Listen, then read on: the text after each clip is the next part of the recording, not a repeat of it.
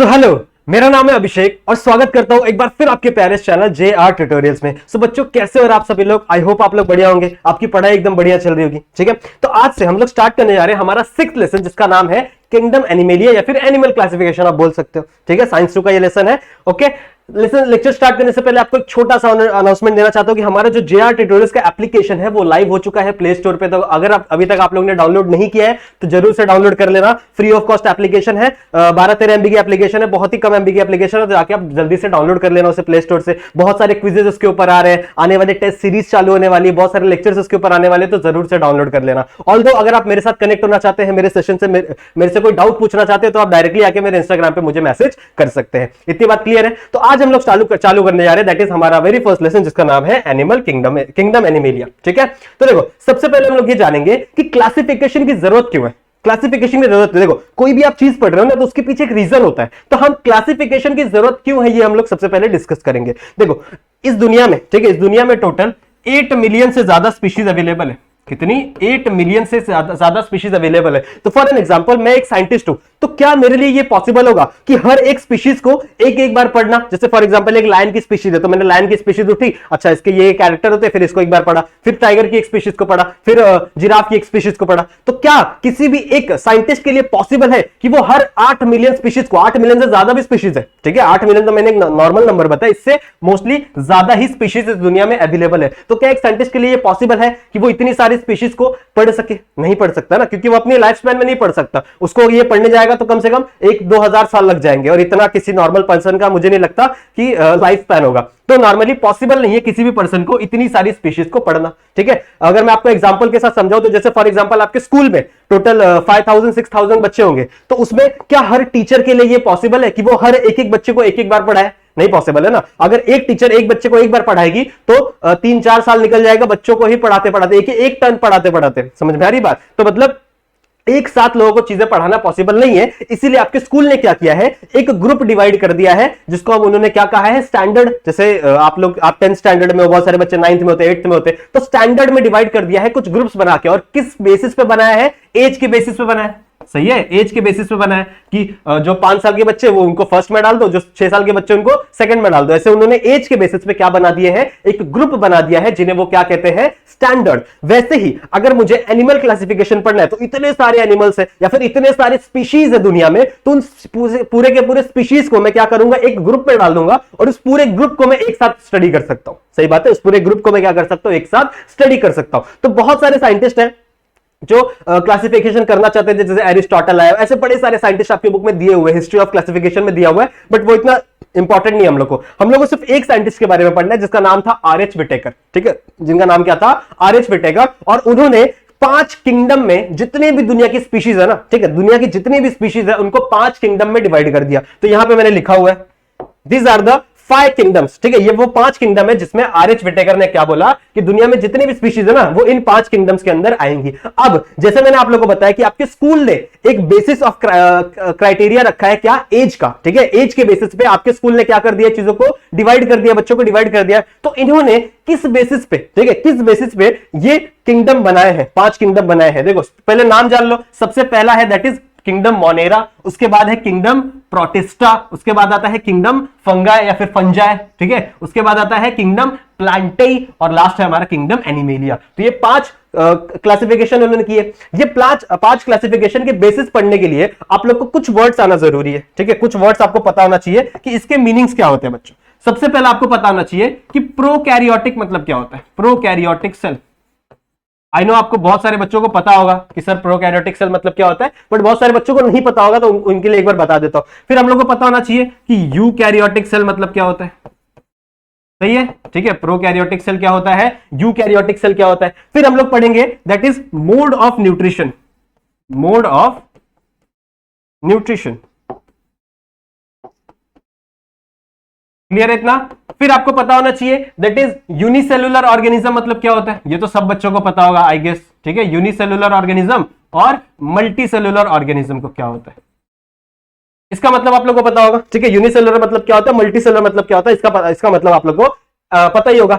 अगर मैं बात करूं प्रोकैरियोटिक सेल की, तो प्रोकैरियोटिक सेल उन प्रिमिटिव सेल्स को कहा जाता है, मतलब जो ऐसे सेल्स जो सबसे पहले पहले बने होंगे, तो उन सेल्स को कहा जाता है जिसके अंदर ना कोई सेल ऑर्गेनेलीज प्रेजेंट हो। सेल ऑर्गेनेलीज क्या होते हैं, जैसे क्लोरोप्लास्ट हो गया, माइटोकॉन्ड्रिया हो गया, ऐसे बड़े सारे टाइप के सेल ऑर्गेनेलीज होते हैं ना हमारे सेल के अंदर, आप लोगों ने पढ़ा होगा ऑलरेडी। तो अगर कोई एक ऐसा सेल है जिसके अंदर कोई भी सेल ऑर्गेनेलीज नहीं प्रेजेंट है, इतना है कि उसके अंदर न्यूक्लियर मेम्ब्रेन भी प्रेजेंट नहीं है, सिर्फ क्या है उसका जो जेनेटिक मटेरियल है वो ऐसे कहीं भी सेल के अंदर पड़ा हुआ है, सेल के साइटोप्लाज्म में, ठीक है, इसके अंदर ना कोई सेल ऑर्गेनेलीज है, ना ही इसका न्यूक्लियस भी नहीं प्रेजेंट है, ऐसे सेल्स को हम लोग क्या कहेंगे, दैट इज प्रोकैरियोटिक सेल। ऐसे सेल को हम लोग क्या कहेंगे, प्रोकैरियोटिक और सेल। और इवोल्यूशन में हम लोग ने पढ़ा है कि जो सबसे पहला जो सेल बना था वो क्या था, प्रोकैरियोटिक सेल था। सबसे पहले सिंपल चीजें फॉर्म हुई ना, उसी के बाद आगे चल के कॉम्प्लेक्स चीजें बनी है, ठीक है। तो सबसे पहला जो ऑर्गेनिज्म फॉर्म हुआ था that is prokaryotic cell. Prokaryotic cell मतलब समझ में आ गया। नेक्स्ट यूकैरियोटिक सेल, मतलब जैसा हमारा सेल होता है, जो सबसे कॉम्प्लेक्स सेल है, जिसके अंदर सारे के सारे सेल ऑर्गेनेलीज प्रेजेंट होंगे। क्या प्रेजेंट होंगे, सारे के सारे सेल ऑर्गेनेलीज प्रेजेंट होंगे और हमारा न्यूक्लियर मेम्ब्रेन भी प्रेजेंट होगा, ठीक है, हमारा न्यूक्लियर मेम्ब्रेन भी प्रेजेंट होगा। इतनी बातें क्लियर है। ऐसे सेल को हम लोग क्या कहते हैं, दैट इज यूकैरियोटिक सेल। समझ में आ गया प्रोकैरियोटिक सेल क्या होता है, यूकैरियोटिक सेल क्या होता है। अगर बात करूं मोड ऑफ न्यूट्रिशन की, ठीक है, मोड ऑफ न्यूट्रिशन मतलब क्या, कि कौन सा ऑर्गेनिज्म किस तरीके से खाना खा रहा है, ठीक है, किस तरीके से खाना खा रहा है। तो दो तरीके होते हैं जनरली मोड ऑफ न्यूट्रिशन के, एक होता है ऑटोट्रॉपिक, पढ़ा होगा आप लोग ने, ऑटोट्रॉपिक, और एक होता है हेटेरोट्रॉपिक। सही है, एक होता है ऑटोट्रॉपिक और एक होता है हेटेरोट्रॉपिक। ऑटोट्रॉपिक मतलब क्या, जो अपना खाना खुद बनाए, ठीक है, जो अपना खाना खुद बनाए वो किसके अंदर आएंगे, ऑटोट्रॉपिक के अंदर। जैसे प्लांट्स, ठीक है, प्लांट्स क्या करते हैं, फोटोसिंथेसिस करते हैं, और फोटोसिंथेसिस करने के बाद क्या करते हैं, वो अपना खाना खुद से प्रिपेयर करके मजे में खाते हैं। लेकिन हम लोग क्या अपना खाना खुद से प्रिपेयर करते हैं, हम लोग ऐसे बाहर जाते हैं और ऐसे बोलते हैं धूप और हमको एनर्जी मिल जाती है क्या, नहीं, बिल्कुल नहीं। हमको क्या करना पड़ता है, दूसरों का जो ग्लूकोज है उसको कंज्यूम करना पड़ता है। तो चाहे हम प्लांट को कंज्यूम कर ले, चाहे हम किसी एनिमल को कंज्यूम कर ले, सही बात है, ठीक है। तो हम किसके, जो दूसरों के ऊपर डिपेंड रहता है, ठीक है, जो दूसरे के ग्लूकोज के ऊपर डिपेंड रहता है, वो किस ऑर्गेनिज्म के अंदर आएगा, हेटेरोट्रॉपिक मोड ऑफ न्यूट्रिशन के अंदर आएगा। और जो खुद का खाना क्या करेगा, खुद बनाएगा, वो किसके अंदर आएगा, ऑटोट्रॉपिक न्यूट्रिशन, ठीक है, ऑटोट्रॉपिक मोड ऑफ न्यूट्रिशन के अंदर आएगा। अब आ जाओ आर एच विटेकर के डायग्राम, आर एच विटेकर के इस क्लासिफिकेशन पे। आर एच विटेकर ने क्या बोला, देखो आर एच विटेकर ने ये बोला कि जो भी ऑर्गेनिज्म, ठीक है, जो भी ऑर्गेनिज्म यूनिसेलुलर है, ध्यान से सुनना, जो भी ऑर्गेनिज्म यूनिसेलुलर है और साथ ही साथ प्रोकैरियोटिक है, ठीक है, साथ ही साथ क्या है, वो प्रोकैरियोटिक है, वो किसके अंदर आ जाएगा, दैट इज मोनेरा में आ जाएगा। वो किसके अंदर आ जाएगा, किंगडम मोनेरा में। इतनी बातें क्लियर है, ठीक है। जो भी ऑर्गेनिज्म यूनिसेलुलर है और प्रोकैरियोटिक है, वो किसके अंदर आ जाएगा, मोनेरा में। तो इसका मतलब अब आज के बाद आपको कोई भी ऑर्गेनिज्म दिखे जो प्रोकैरियोटिक सेल है जिसके पास, और क्या है, यूनिसेलुलर है, उसको किसके अंदर डाल देना, किंगडम मोनेरा में डाल देना। फिर इसके बाद जितने भी ऑर्गेनिजम्स है वो सारे के सारे यूकैरियोटिक होते हैं, मतलब प्रोटिस्टा भी यूकैरियोटिक है, फंगाई भी यूकैरियोटिक है, प्लांटे और एनिमेलिया भी क्या है, यूकैरियोटिक है। लेकिन प्रोटिस्टा के अंदर क्या है, प्रोटिस्टा यूकैरियोटिक तो है, ध्यान से सुनो, प्रोटिस्टा यूकैरियोटिक तो है, लेकिन साथ ही साथ वो यूनिसेलुलर है, ठीक है, साथ ही साथ वो क्या है, यूनिसेलुलर। इतनी बातें समझ में आ रही है, किंगडम, इतनी बातें समझ में आ रही। विटेकर ने क्या बोला, विटेकर ने बोला कि जो भी ऑर्गेनिज्म यूनिसेलुलर होगा और प्रोकैरियोटिक होगा उसको आप किस में डाल दो, मोनेरा में डाल दो। फिर जो भी ऑर्गेनिज्म यूकैरियोटिक होगा और यूनिसेलुलर होगा, देखो यूनिसेलुलर कॉमन है, लेकिन यहां पे सेल क्या हो चुका है, यूकैरियोटिक, ठीक है, सेल क्या हो चुका है, यूकैरियोटिक। ऐसे सेल्स को आप किस में डाल दो, इसको डाल दो आप प्रोटिस्टा के अंदर। समझ में आ रही बात। अब आगे वाले ये तीन बचे हुए, ठीक है, ये तीनों के तीन सेल क्या होंगे पता है, ये तीनों के तीन सेल यूकैरियोटिक होंगे और मल्टी सेलुलर होंगे, ठीक है। ये सारे के सारे जितने भी ऑर्गेनिज्म है क्या है, यूकैरियोटिक और मल्टी सेलुलर। हाँ, कुछ एक्सेप्शन भी प्रेजेंट होती है, जैसे किंगडम प्लांटे में कुछ एक्सेप्शन है, जैसे क्लेमाडोमोनास है, क्लोरेला है, ये कुछ एक्सेप्शन भी होती है जो यूनिसेलुलर भी मिल जाती है हम लोग को देखने के लिए कभी कभी। लेकिन किंगडम एनिमेलिया में आपको कोई भी एक्सेप्शन देखने नहीं मिलेगा। एनिमेलिया में स्ट्रिक्टली सारे के सारे जितने भी ऑर्गेनिज्म है सारे के सारे मल्टी सेलुलर आप लोग को देखने मिलेंगे, ठीक है। तो मैंने क्या बोला कि फंगाई, प्लांटी और एनिमेलिया ये क्या होंगे, यूकैरियोटिक और मल्टी सेलुलर। तो अभी अपने को एक और बेसिस ऑफ क्लासिफिकेशन लगाना पड़ेगा, क्योंकि यहाँ पे तीनों सेम है ना, ठीक है। अभी अपने को और डिवीजन करना है, यहां पे आता है मोड ऑफ न्यूट्रिशन, ठीक है, यहां पे क्या आता है, मोड ऑफ न्यूट्रिशन। इन्होंने क्या बोला, विटेकर ने क्या बोला कि जितने भी ऑर्गेनिज्म यूकैरियोटिक है, मल्टीसेलुलर है, साथ ही साथ ऑटोट्रॉपिक मोड ऑफ न्यूट्रिशन दिखाते हैं। कौन सा, ऑटोट्रॉपिक मोड ऑफ न्यूट्रिशन दिखाते हैं, उनको आप डाल दो किसके अंदर, प्लांटी के अंदर, ठीक है, उनको उसको आप किसके अंदर डाल दो, प्लांटी के अंदर। मतलब प्लांट जितने भी होंगे वो क्या होंगे, यूकैरियोटिक, मल्टीसेलुलर और साथ ही साथ ऑटोट्रॉपिक, ठीक है। इतनी बातें क्लियर है। अब बचा हेटेरोट्रॉपिक। हेट्रोट्रॉपिक, सही है, ठीक है, हेट्रोट्रॉपिक। अब हेट्रोट्रॉपिक फंगाई भी होंगे और हेट्रोट्रॉपिक एनिमिलिया भी होंगे। अब इसका भी डिवीजन आपको करना पड़ेगा, ठीक है, फंगाई और एनिमिलिया दोनों होते हैं ना हेट्रोट्रॉपिक। अब हेट्रोट्रॉपिक भी दो टाइप के होते हैं, देखो हेट्रोट्रॉपिक भी दो टाइप के होते हैं, एक होता है होलोजोइक मोड ऑफ न्यूट्रिशन और एक होता है सैप्रोफिटिक मोड ऑफ न्यूट्रिशन। देखो होलोजोइक मोड ऑफ न्यूट्रिशन क्या होता है, जैसे हम लोग, ठीक है, हम लोग क्या करते हैं, अपना खाना खाते हैं और हमारे बॉडी के जो डाइजेशन होता है वो इंटरनल होता है, मतलब हमारा जो जितने भी डाइजेस्टिव एंजाइम सिक्रेट हो रहे हैं, जो पेप्सिनोजेन सिक्रेट हो रहा है, HCl सिक्रेट हो रहा है, वो क्या हो रहा है, हमारे बॉडी के अंदर सिक्रेट हो रहा है और हमारा डाइजेशन क्या हो जा रहा है, अंदर ही बॉडी के हो जा रहा है। इस मोड ऑफ न्यूट्रिशन को हम लोग कहते हैं that is holozoic mode of nutrition, what we call holozoic mode of nutrition. ये भी हेट्रोट्रॉपिक के अंदर ही आएगा, but it is a holozoic mode of nutrition. कुछ ऑर्गेनिजम्स क्या करते हैं, वो सैप्रोफिटिक मोड ऑफ न्यूट्रिशन दिखाते हैं, सैप्रोफाइटिक मोड ऑफ न्यूट्रिशन। अब सैप्रोफाइटिक मतलब क्या, होलोजोइक का डायरेक्टली उल्टा। हम लोग क्या कर रहे थे, इंटरनल डाइजेशन दिखा रहे थे, ये लोग ऐसा नहीं करेंगे, ये लोग क्या करेंगे, अपना जो डाइजेस्टिव जूस है वो आगे फूड के ऊपर गिराएंगे सबसे पहले, ठीक है, और उसको बाहर ही डाइजेस्ट कर लेंगे। वो जो ये जो है अपना फूड है उनका, उसको क्या करेंगे, बाहर ही डाइजेस्ट कर लेंगे और उस डाइजेस्टेड फूड को फिर वो लोग सक करके अपने बॉडी के अंदर डाल देंगे, ठीक है, समझ रहे हो कितना अजीब है। तो ये होगा सैप्रोफिटिक मोड ऑफ न्यूट्रिशन और ये होगा होलोजोइक मोड ऑफ न्यूट्रिशन। तो विटेकर ने क्या बोला कि जो फंगाई है, ठीक है, फंगाई के अंदर क्या होंगे, जितने भी ऑर्गेनिजम्स होंगे वो सारे के सारे यूकैरियोटिक सेल दिखाएंगे, मल्टीसेलुलर, साथ ही साथ हेट्रोट्रॉपिक मोड ऑफ न्यूट्रिशन। और कौन सा हेट्रोट्रॉपिक, दैट इज सैप्रोफाइटिक। कौन सा हेट्रोट्रॉपिक, दैट इज सैप्रोफाइटिक। ये लोग सैप्रोफाइटिक मोड ऑफ न्यूट्रिशन दिखाते हैं। वही अगर मैं एनीमेलिया की बात करूं, जिसके बारे में हम लोग को पूरा लेसन पढ़ना है, वो क्या दिखाएंगे, that is holozoic mode of nutrition. जैसे हम लोग है ना, हम लोग का जो डाइजेशन होता है वो क्या होता है, इंटरनल होता है, समझा। तो ये बेसिस ऑफ क्लासिफिकेशन के ऊपर आर.एच. विटेकर ने टोटल कितने किंगडम बनाए, कितने, 5 किंगडम बनाए, ठीक है, कितने किंगडम बनाए, 5 किंगडम बनाए। अब जैसे आपके स्कूल्स में जो स्कूल होता है वो डिवाइड होता है स्टैंडर्ड्स में, फिर स्टैंडर्ड वापस डिवाइड होता है कुछ डिविजन्स में, ठीक है, जैसे division A, division B, division C, ऐसे होता है ना। तो वैसे ही ये जो किंगडम्स है ये भी आगे चल के कुछ डिविजन्स में डिवाइड होंगे, ठीक है, जो किंगडम्स है ये भी आगे चल के कुछ ना कुछ डिविजन्स में डिवाइड होंगे। कौन से डिविजन्स होंगे, देखो यहां पे मैंने लिखा हुआ है, जो सबसे बड़ा होगा दैट इज किंगडम, ठीक है, जो मैंने अभी आप लोगों को बताया कि टोटल कितने किंगडम है, 5 किंगडम है। फिर अगर किंगडम्स को आप वापस डिवाइड करोगे अंदर, ठीक है, किंगडम्स वापस डिवाइड होंगे तो उस ग्रुप को हम लोग कहेंगे फाइलम, ठीक है, उस ग्रुप को हम लोग क्या कहेंगे, फाइलम। फिर फाइलम वापस डिवाइड होगा सब फाइलम में, ठीक है, वापस किस में डिवाइड होगा, वो सब फाइलम में। सब फाइलम में जब वापस डिवीजन होंगे तो वो किसके अंदर आएंगे, क्लासेस के अंदर। फिर क्लासेस डिवाइड होंगे सब क्लासेस के अंदर, उसके बाद आएंगे जीनस और स्पीशीज। देख रहे हो कितना बड़ा डिवीजन है। सबसे पहला क्या था, सबसे ऊपर किंगडम, ठीक है, फिर किंगडम डिवाइड हुआ किसके अंदर, फाइलम के अंदर। फिर किंगडम्स के अंदर जितने भी ग्रुप्स होंगे उसे हम लोग क्या कहेंगे, फाइलम। फिर फाइलम के अंदर जो सब ग्रुप्स होंगे उसे हम लोग क्या कहेंगे, सब फाइलम, ठीक है, उसे हम लोग क्या कहेंगे, सब फाइलम। और उसके बाद क्या आएंगे, क्लास, ठीक है, फिर क्लास के अंदर सब क्लास और सब क्लास के अंदर क्या आएंगे, जीनस और स्पीशीज। कुछ ऐसा डिवीजन हम लोग को दिखाया था आर.एच. विटेकर ने, ठीक है, कुछ ऐसा डिवीजन हम लोग को आर.एच.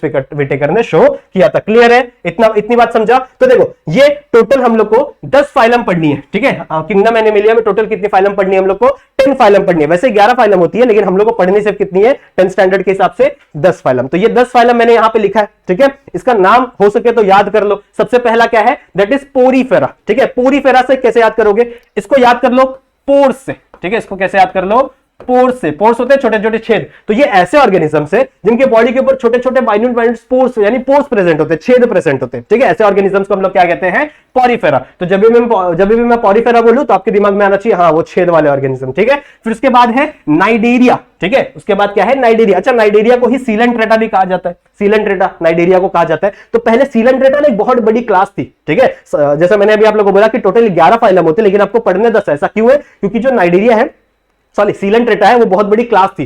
तो उस सीलेंट्रेटा के अंदर कुछ ऑर्गेनिजम्स ऐसे थे जिनके पास एक स्पेशल एबिलिटी थी। कौन सी एबिलिटी थी, बायोल्यूमिनेंस की, मतलब वो रात में ना चमकते थे, ठीक है। तो उनको एक अलग फाइलम में डाल दिया गया, लात मार के निकाल दिया गया उनको सीलेंट्रेटा से। उस फाइलम का नाम क्या था, टीनोफोरा। लेकिन वो आप लोग को पढ़ना नहीं है 10th के, 11th में आप लोग पढ़ोगे। जब आप 11th में अगर बायोलॉजी लोगे, साइंस लोगे तो आप लोग को पढ़ने मिलेगा, ठीक है। तो अभी इसको नाम याद रख लो, नाइडेरिया, ठीक है। 2 डिवीजन हो गए सीलेंट्रेटा के, एक नाइडेरिया और एक टीनोफोरा। तो हम लोग क्या पढ़ना है, सिर्फ नाइडेरिया। नाइडेरिया के पास क्या स्पेशल होता है, इनके पास होते हैं नाइडोब्लास्ट सेल, ठीक है, इनके पास क्या प्रेजेंट होते हैं, नाइडोब्लास्ट सेल। समझ में आ रही बात इतनी, ठीक है। ये जो नाइडोब्लास्ट सेल है ये बहुत ही जहरीले हैं, ठीक है, ये जहर निकालते हैं, जो नाइडोब्लास्ट सेल है ये क्या निकालते हैं, टॉक्सिन्स निकालते हैं, और ये दीज आर द प्रेडेटर्स, ये शिकार करते हैं, मतलब जो भी इनके आसपास ऑर्गेनिज्म आ गया उस पर जहर डालेंगे, वो मर जाएगा, उसको कंज्यूम कर लेंगे। समझ में आ रही बात? तो ये किसके अंदर आ गए, नाइडेरिया के अंदर आ गए। फिर मैं बोलूं दूसरे ऑर्गेनिजम्स क्या है, प्लैटीहेलमिंथिस, एस्केलहेलमिंथिस। देखो जिसके भी नाम में हेल लगा हुआ, ठीक है, हेल समझते हो, ठीक है, ऐसी जगह बहुत गंदी जगह है ना, तो जिसके भी नाम में हेल लगा हुआ है इसका मतलब क्या है, वो बहुत ही गंदे ऑर्गेनिज्म है, ठीक है, बहुत ही गंदे ऑर्गेनिज्म। तो ये जितने भी वॉर्म्स होते हैं, कीड़े होते हैं, वो किसके अंदर आते हैं, दैट इज प्लैटीहेलमिंथिस और एस्केलहेलमिंथिस में। प्लैटी से आपको एक वर्ड याद हो जाएगा, दैट इज फ्लैट, ठीक है, प्लैटी से आपको वर्ड याद हो जाएगा, दैट इज फ्लैट। तो प्लैटीहेलमिंथिस को ही हम लोग फ्लैट वॉर्म्स भी कहते हैं, जो पतले पतले ऑर्गेनिजम्स होते हैं ना, जैसे टेप होता है, टेप, इंची टेप देखा आपने घर में, ठीक है, वैसे कुछ इनका स्ट्रक्चर होता है प्लैटीहेलमिंथिस का। फिर उसके बाद अगर मैं बात करूं एस्केलहेलमिंथिस, ठीक है, एस्केल का मतलब होता है राउंड, ठीक है, एस्केल का मतलब क्या होता है, राउंड। तो जितने भी राउंड वॉर्म्स होंगे, गोले गोले ऑर्गेनिजम्स होंगे, ठीक है, वो किसके अंदर आएंगे, दैट इज एस्केलहेलमिंथिस के अंदर आएगा। फिर नेक्स्ट है एनीलिडा, ठीक है, एनीलिडा वर्ड कहां से आया है, ये वर्ड आया है एन्यूल से, ठीक है, ये वर्ड कहां से आया है, एन्यूल से। एन्यूल का मतलब होता है लिटिल रिंग, ठीक है, छोटी सी रिंग, एक सेकेंड, लिटिल रिंग। ये जो ऑर्गेनिजम्स होते हैं ये छोटी छोटी छोटी रिंग से बने हुए हैं, देखो ऐसे, ठीक है, एक रिंग होगी, फिर इसके बाद एक रिंग, ऐसे ऐसे ऐसे ऐसे करके ये ऑर्गेनिज्म बने हुए। समझ में आ रही बात? ऐसे ऑर्गेनिजम्स किसके अंदर आएंगे, एनिलिडा के अंदर आएंगे। इसका बहुत ही अच्छा एग्जांपल है, दैट इज अर्थवॉर्म। अगर आपने अर्थवॉर्म देखा होगा अपने आसपास, तो वो किसके अंदर आता है, एनिलिडा के अंदर आता है। उसके बाद नेक्स्ट है हमारे आर्थ्रोपोडा। आर्थ्रोपोडा के अंदर आपके आसपास जितने भी इंसेक्ट है, ठीक है, जो भी आप लोग ने हाउस फ्लाइज देखी होगी, बटरफ्लाई देखी होगी, जो भी आपने मॉस्किटोज देखे होंगे, जितने भी इंसेक्ट है, ठीक है, चाहे वो क्रैब ले लो, चाहे वो स्कॉर्पियन ले लो, जितने भी इंसेक्ट इस दुनिया में ना, वो सारे के सारे किसके अंदर आते हैं, आर्थ्रोपोडा के अंदर आते हैं। कॉकरोच होगा ना आपके घर में, वो भी किसके अंदर आएगा, आर्थ्रोपोडा के अंदर आएगा। तो दुनिया की सबसे बड़ी फाइलम, ठीक है, दुनिया की सबसे बड़ी फाइलम क्या है, आर्थ्रोपोडा, जिसमें दुनिया के 66% ऑर्गेनिज्म आ जाते हैं। समझ रहे हो? अगर मैं पूरे ऑर्गेनिज्म को 100% मानूं दुनिया के, तो उसमें से 66% जो ऑर्गेनिज्म है वो सिर्फ किसके अंदर आएंगे, आर्थ्रोपोडा के अंदर आएंगे। तो सबसे बड़ी फाइलम है ये दुनिया की, ठीक है, इतनी बातें क्लियर है, आर्थ्रोपोडा। तो इससे याद आ जाएंगे जितने भी इंसेक्ट, जितने भी वो कीड़े आपके आसपास घूमते हैं, वो सब किसके अंदर आते हैं, आर्थ्रोपोडा के अंदर आते हैं। फिर नेक्स्ट है मोलुस्का, ठीक है, Mollusca they are soft bodied animal, ठीक है, आप लोग ने देखा होगा, जैसे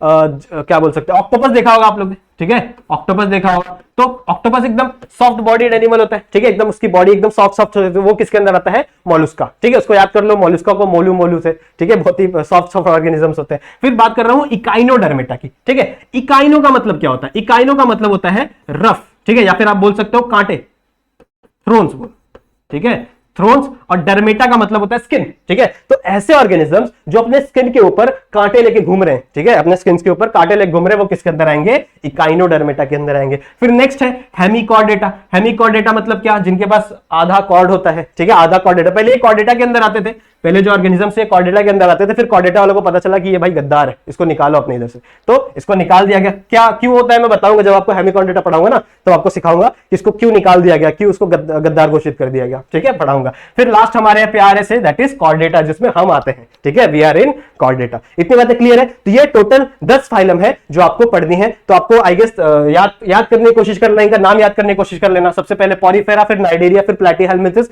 एस्केलहेलमिंथिस, फिर नेक्स्ट क्या है, Annelida, arthropoda, Mollusca, Echinodermata, Hemichordata और कॉर्डेटा। क्लियर है इतना? ठीक है। अब देखो, जैसे मैंने अभी आप लोगों को बेसिस ऑफ क्लासिफिकेशन पढ़ा है, ठीक है, कि अगर आपको क्लासिफिकेशन करना है तो कुछ बेसिस होना चाहिए आपके पास, कुछ बेसिक होना चाहिए, उसी के हिसाब से आप क्या कर पाओगे, चीजों को क्लासिफाई कर पाओगे। वैसे ही इतने सारे जब मैंने फाइलम बांटे हैं किंगडम एनिमेलिया में, ठीक है, किंगडम एनिमेलिया में मैंने इतने सारे फाइलम बांटे हैं, तो इसका भी तो कुछ बेसिस ऑफ क्लासिफिकेशन होना चाहिए ना। तो इसके बेसिस ऑफ क्लासिफिकेशन पे हम लोग को थोड़ा सा ध्यान देना पड़ेगा। सबसे पहला जो बेसिस ऑफ क्लासिफिकेशन है that is grade of organisation, ठीक है, that is grade of organisation. क्या होता है ग्रेड ऑफ ऑर्गेनाइजेशन? सुनो जरा, हम लोग को पता है कि जितने भी ऑर्गेनिजम्स है वो सेल से बने हुए, सही बात है, जितने भी ऑर्गेनिज्म है किससे बने हुए हैं, सेल से बने हुए। फिर सेल्स, अगर मैं ग्रुप ऑफ सेल्स की बात करूं, बड़े सारे सेल्स एक साथ आ जाते हैं, फिर क्या बनता है, टिश्यू, ठीक है, बड़े सारे सेल्स एक साथ आके क्या बनाते हैं, टिश्यू। फिर बहुत सारे टिश्यू जब एक साथ मिलते हैं तो क्या बनाते हैं, वो ऑर्गन, सही बात है, ठीक है। फिर ऑर्गन आगे चले क्या बनाते हैं, ऑर्गन सिस्टम, सही है, और ऑर्गन सिस्टम आगे चले क्या बनाएंगे, दैट इज टोटल ऑर्गेनिज्म। इसके आगे भी होती है लेकिन आप लोगों को पढ़ना नहीं है, कोई दिक्कत की बात नहीं। तो सबसे पहला क्या है, सेल, उसके बाद टिश्यू, फिर ऑर्गन सिस्टम, और उसके बाद क्या है, ऑर्गेनिज्म। सही बात है। अब ग्रेड ऑफ ऑर्गेनिज्म में हम लोग ये पढ़ना है कि कुछ ऐसे ऑर्गेनिजम्स हैं जिनके पास सिर्फ सेल्स प्रेजेंट है, ठीक है, वो मल्टी सेलुलर तो है, मल्टी सेलुलर मतलब बहुत सारे सेल्स हैं उनके पास, बहुत सारे सेल्स हैं, लेकिन ये सेल अपना अपना फंक्शन नहीं कर रहे हैं। टिश्यू का मतलब क्या होता है, आप लोग ने पढ़ा है, टिश्यू का मतलब क्या होता है, tissues are the group of cells, ठीक है, टिश्यू एक ऐसे ग्रुप ऑफ सेल्स होते हैं जो सिमिलर फंक्शन परफॉर्म करते हैं। जैसे फॉर एग्जांपल मैं बात करूं, अगर मेरे लंग्स के अंदर जो टिश्यू प्रेजेंट है वो सिर्फ रेस्पिरेशन करेगा, सही बात है, वो हार्ट का काम करने लगेगा या फिर वो किडनी का काम करने लगेगा, ब्लड को प्यूरिफाई करने लगेगा, ऐसा बिल्कुल नहीं, ठीक है। टिश्यूज ऐसे और सेल्स होते हैं जिनका एक स्पेसिफिक फंक्शन होता है। लेकिन यहां पे अगर मैं कुछ ऐसे ऑर्गेनिजम्स की बात करूं जिनके पास बड़े सारे सेल्स हैं, मल्टी सेलुलर है, दे आर मल्टी सेलुलर, बहुत बहुत सेल्स है, लेकिन उनके अंदर टिश्यू फॉर्म नहीं हो रहा है, मतलब हर सेल अपना अपना काम कर रहा है, हर सेल रेस्पिरेशन कर रहा है, हर सेल डाइजेशन कर रहा है, हर सेल अपना अपना एक्सक्रीशन कर रहा है। समझ में आ रही बात? तो ऐसे ऑर्गेनिजम्स को हम लोग कहेंगे दैट इज सेलुलर लेवल या फिर सेलुलर ग्रेड ऑफ ऑर्गेनाइजेशन। इतनी बातें क्लियर है? तो टोटल कितने ग्रेड हो जाएंगे, यहां पे लिखा सबसे पहला जिसके पास सिर्फ सेल्स प्रेजेंट है उसको हम लोग क्या कहेंगे, that is cellular level grade of organisation, ठीक है, ये वाला नहीं लिख रहा हूं मैं, that is grade of organisation, आप लोग समझ जाओगे। फिर नेक्स्ट क्या होगा, अब कुछ ऐसे ऑर्गेनिजम्स होंगे जिनके पास क्या होगा, सेल से टिश्यू फॉर्म हो जाएगा, ठीक है, तो इससे मैं क्या कहूंगा, that is tissue level, simple है, नाम याद रखना, tissue level grade of organisation, मतलब इनके अंदर क्या फॉर्म हो चुका है, सेल से टिश्यू फॉर्म हो गया, लेकिन टिश्यू से आगे चल के ऑर्गन फॉर्म नहीं हुआ, ठीक है। तो ऐसे ऑर्गेनिज्म को हम लोग क्या कहेंगे, tissue level grade of organisation. तीसरे क्या होंगे, कुछ ऐसे ऑर्गेनिजम्स होंगे जिसमें टिश्यू से आगे चले क्या फॉर्म हो जाएगा, ऑर्गन, ठीक है, इनको हम लोग क्या कहेंगे, इन्हें हम लोग कहेंगे tissue organ level grade of organisation, ठीक है, क्या कहेंगे हम लोग इसे, tissue organ level grade of organisation. सही बात है, ठीक है, इनके अंदर क्या फॉर्म हो गया, टिश्यू से ऑर्गन फॉर्म हो गया। अब कुछ ऑर्गेनिजम्स ऐसे होंगे जिनके अंदर क्या फॉर्म हो जाएगा, पूरा का पूरा ऑर्गन सिस्टम फॉर्म हो जाएगा, ठीक है, उसे हम लोग क्या कहेंगे, दैट इज ऑर्गन सिस्टम, क्या कहेंगे उसे हम लोग, organ system level grade of organisation. समझा? तो ये 4 लेवल के हम लोग को ऑर्गेनाइजेशन पढ़ने, तो हम लोग को पूरे लेसन में यही पढ़ना है कि मैं आप लोग को एक फाइलम के बारे में बताऊंगा, उस फाइलम में यार tissue level grade of organisation है, फिर कुछ ऐसे फाइलम है जिनके पास organ system level of organization, जैसे हमारे अंदर ऑर्गन सिस्टम फॉर्म हो जाता है ना, तो हमारे अंदर कौन सा ग्रेड ऑफ ऑर्गेनाइजेशन है, that is organ system level grade of organisation. समझा? ठीक है, समझा क्या होता है ग्रेड ऑफ ऑर्गेनाइजेशन, ठीक है, तो ये एक बेसिस ऑफ क्लासिफिकेशन है। दूसरी अगर मैं बात करूं दैट इज बॉडी सिमेट्री की, ठीक है, दूसरी में बात करूं बॉडी सिमेट्री की, तो एक एग्जांपल समझो, फॉर एग्जांपल आपके यहाँ पे एक पेड़ है बड़ा सा, ठीक है, बड़ा सा पेड़ है, यहाँ पे बना देता हूं मैं, ये एक पेड़ है, ठीक है, ऐसे बड़ा सा पेड़ है, यहाँ पे एक ब्रांचेस निकली, कुछ यहाँ पे कुछ यहाँ पे, ऐसे बहुत सारी ब्रांचेस निकली हुई रहती है। तो अगर मैं आपको बोलूं कि आप जाओ और इस पेड़ को एक ऐसे सेंटर से कट करो, ठीक है, इस पेड़ को एक ऐसे सेंटर से कट करो जिससे ये एकदम 2 इक्वल पार्ट में डिवाइड हो जाना चाहिए, ठीक है, ये जो आपका पेड़ है एकदम 2 इक्वल पार्ट में डिवाइड हो जाना चाहिए, ना एक पत्ता इधर ज्यादा ना एक पत्ता इधर कम, ऐसा डिवाइड होना चाहिए। तो क्या ये पॉसिबल है? ये पॉसिबल नहीं है, ठीक है, बिल्कुल भी पॉसिबल नहीं है, क्योंकि यहां पे क्या पता यहां पे 4 स्टेम निकली हो और यहां पे 2 ही स्टेम निकली हो, ऐसा भी हो सकता है, ठीक है। तो यहां पे कोई भी सिमेट्री फॉर्म नहीं हो रही है, यहां पे क्या कोई भी सिमेट्री फॉर्म नहीं हो रही। सिमेट्री का मतलब क्या होता है? सिमेट्री का मतलब है कि अगर कोई आप ऑर्गेनिज्म को एकदम बीच से कट करो और वो 2 इक्वल पार्ट में डिवाइड हो जाए, ठीक है, कोई भी ऑर्गेनिज्म को अगर आप बीच से कट करो और वो क्या हो जाए 2 इक्वल पार्ट में डिवाइड हो जाए, लेकिन यहां पे प्लांट के अंदर 2 इक्वल पार्ट में डिवाइड हो रहा है क्या? नहीं हो रहा है। तो ऐसे ऑर्गेनिजम्स को हम लोग कहेंगे दैट इज एसिमेट्रिक ऑर्गेनिज्म। इसे हम लोग क्या कहेंगे? That is asymmetric organisation. समझा इतना? एसिमेट्रिक मतलब समझा? एसिमेट्रिक मतलब क्या कि ऐसे ऑर्गेनिज्म जिसको आप बीच से काटो तो वो 2 इक्वल पार्ट में डिवाइड नहीं होंगे, ठीक है, 2 इक्वल पार्ट में डिवाइड नहीं होंगे। दूसरा क्या होगा? स्टारफिश। स्टारफिश देखो, ठीक है, स्टारफिश कुछ ऐसी सी होती है, मैं ऐसी बना देता हूं, ठीक है, तो स्टारफिश कुछ ऐसी होती है। अब आप स्टारफिश को चाहे यहां से काटो तो भी वो इक्वल पार्ट में डिवाइड हो जाएगा, चाहे आप यहां से काटो तो भी वो इक्वल पार्ट में डिवाइड हो जाएगा, चाहे आप यहां से काटो तो भी वो इक्वल पार्ट में डिवाइड हो जाएगा। समझ में आ रहा है? मतलब एक ऑर्गेनिज्म को आप किसी भी एक्सिस से काट लो, ठीक है, एक ऑर्गेनिज्म को आप किसी भी एक्सिस से काट लो, एक्स वाई जेड बहुत सारी टाइप की एक्सिस होती है ना, तो किसी भी एक्सिस से काट लो, हर एक्सिस से अगर जब आप एक ऑर्गेनिज्म को काटोगे तो वो 2 इक्वल पार्ट में डिवाइड हो ही जाएगा। ऐसे ऑर्गेनिजम्स को हम लोग कहेंगे दैट इज रेडियल सिमेट्री। ऐसे सिमेट्री को हम लोग क्या कहेंगे? Radial symmetry. समझा? ठीक है, ऐसे सिमेट्री को हम लोग क्या बोलेंगे? Radial symmetry. और लास्ट थर्ड टाइप की सिमेट्री है that is bilateral symmetry. Bilateral symmetry मतलब क्या? जैसे एक ऑर्गेनिज्म जैसे मैं हूं यहाँ पे, तो अगर आप इस एक्सिस से काटोगे, ठीक है, ये मेरे नाक के बीच से यहां से ऐसे ऐसे काटोगे तो मैं 2 इक्वल पार्ट में डिवाइड हो सकता हूं, सही है ना। लेकिन अगर आप मुझे यहां सेंटर से काटोगे तो क्या मैं 2 इक्वल पार्ट में डिवाइड होऊंगा? बिल्कुल नहीं होऊंगा। तो मतलब ऐसे ऑर्गेनिजम्स जिनको जो 2 इक्वल पार्ट में डिवाइड हो सकते हैं लेकिन वो सिर्फ एक ही एक्सिस से काट सकते हैं। देखो यहां पे स्टारफिश के अंदर क्या था, किसी भी एक्सिस से काटो, यहां से काट दो, यहां से काट दो, यहां से काट दो, जहां से मर्जी वहां से काट दो। लेकिन अगर मैं मेरी बात करूं, एनिमल की बात करूं, तो आप क्या कर रहे हो, उसको बीच से इसी एक्सिस से कट करोगे तभी वो 2 पार्ट में डिवाइड होगा, वरना वो 2 पार्ट में डिवाइड नहीं होने वाला। तो ऐसे ऑर्गेनिजम्स को हम लोग क्या कहते हैं? Bilateral symmetry. समझ में आई बात? इसे हम लोग क्या कहेंगे? Bilateral symmetry. बायलैटरल सिमेट्री मतलब क्या कि आप उसे एक ही एक्सिस से कट करोगे तो वो 2 पार्ट में डिवाइड होगा। समझा? तो ये है बॉडी सिमेट्री। कौन कौन से आ गए? दैट इज एसिमेट्री, कहीं से भी काट लो नहीं कट होगा। एक है रेडियल सिमेट्री, कहीं से भी काट लो 2 पार्ट में कट हो जाएगा। और एक है बायलैटरल सिमेट्री, जिसको सिर्फ आप एक ही एक्सिस से कट करोगे तभी वो 2 पार्ट में डिवाइड होगा। समझा? क्लियर है?